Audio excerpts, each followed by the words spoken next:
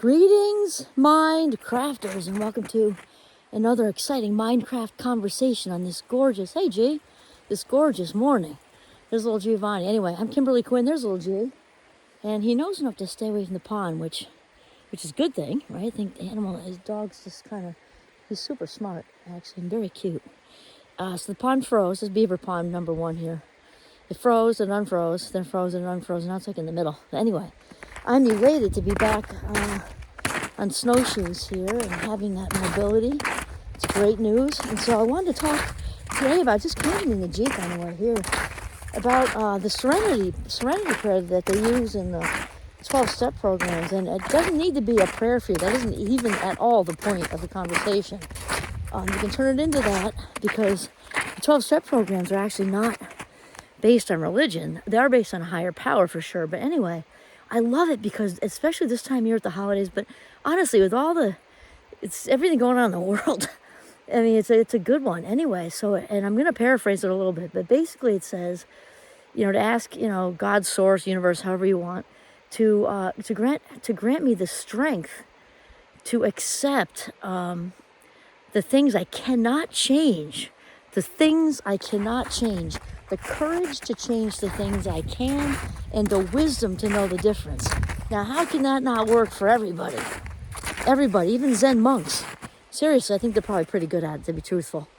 But the rest of us, think about it. So we often tend to spend so many of our life minutes, valuable, precious, and never getting them back life minutes, focused on all kinds of crap we can't control. What sense does that make? Because if it's out of our control, it deserves to be out of our mind too, right? And because we only have so many life minutes, we only have so much emotional energy for one day to pour into our relationships, our, job, career callings, our school, projects and home, whatever. We only have so much energy. Why would we waste valuable life minutes on that whole list of things that we can't control? That's where we just surrender it, let it go. And then there's the column of the things we can control. Now that's where it makes sense. Gosh, is it gorgeous. That's where it makes sense to kind of, on the list we can control, to kind of piece it out, and maybe tackle a couple of the smaller things that makes us feel good, gives us momentum, and then take on the rest. And then the last part of the Serenity prayer, which is the wisdom to know the difference. I love that, because here's the thing.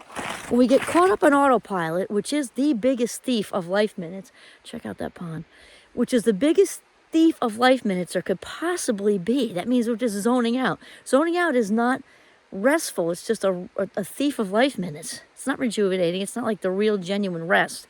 It's just like tuned out, right? So tune back in, because when we have the wisdom to know the difference, that makes it all easier, because too often we just lump all those things together, the things we can't control and the things we can, because we're not living deliberately, not making conscious thought choices, and then it all feels like Mount Everest when it doesn't have to, because once you actually separate, maybe write them down, it makes it super clear.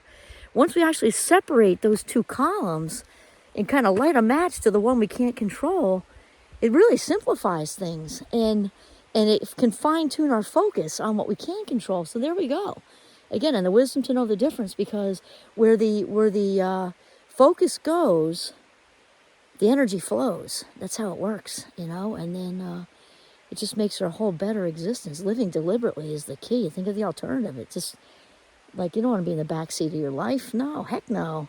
Climb up and over and get in the driver's seat of your life, and just focus on what you can actually do something about.